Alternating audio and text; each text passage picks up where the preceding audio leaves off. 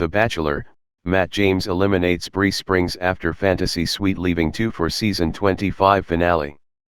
Matt James eliminated Bri Springs after their Fantasy Suite date on Monday's episode of The Bachelor. With that decision, Matt narrowed the choice of his potential bride to 2 out of the 38 women that passed through Namaqualand Resort during season 25 of the ABC show.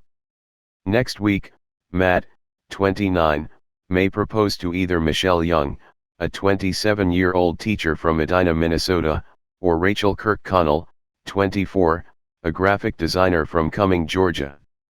Rachel, the presumed front-runner, has been beset by difficulties since she was found to have attended a plantation-themed ball in 2018, among other issues. She and Matt shared a romantic night in their fantasy suite that had him claiming he was falling in love with her, and her hoping to be his wife. Fireworks burst outside their hotel window as they kissed, with Rachel sharing, "I've never wanted anyone more in my entire life." It had been a hard week for Rachel and the other 2 contestants, as each shared a special chemistry with Matt. They'd all been falling for him, so watching him spend the night with other women was hard. Matt was also excited about the overnights, saying he could see marrying all 3 women. To ensure that he was ready for a long-term commitment, Matt first had to confront some of the demons in his past. As a kid, he had learned about infidelities in his parents' marriage that made him wary of falling in love, especially after his father started other families elsewhere. In order to get past those hurts, he called his dad Manny James to the resort in Farmington, Pennsylvania, where filming took place. Matt tried to explain the pain Manny's actions had inflicted on him, and the way it made him guarded with women, but Manny initially wasn't listening. Manny agreed he hadn't been there for Matt, yet segued into a story about his life, noting that his own dad was killed when he was age 5, so he'd had no one. Also, Manny still seemed appalled that Matt's mother had left him, to which Matt said, "Who wants to be with someone that's not gonna be faithful to em?" "Nobody's perfect, son," his dad answered. "I'm not perfect." "You're not perfect yourself." Matt asked Manny if he'd want his daughter to date someone like him, and Manny said no. He emphasized that he was there to celebrate Matt's success, not dig into the past. "If we want to celebrate, we can go to Chuck E. Cheese," Matt said, frustrated that his dad wasn't getting it.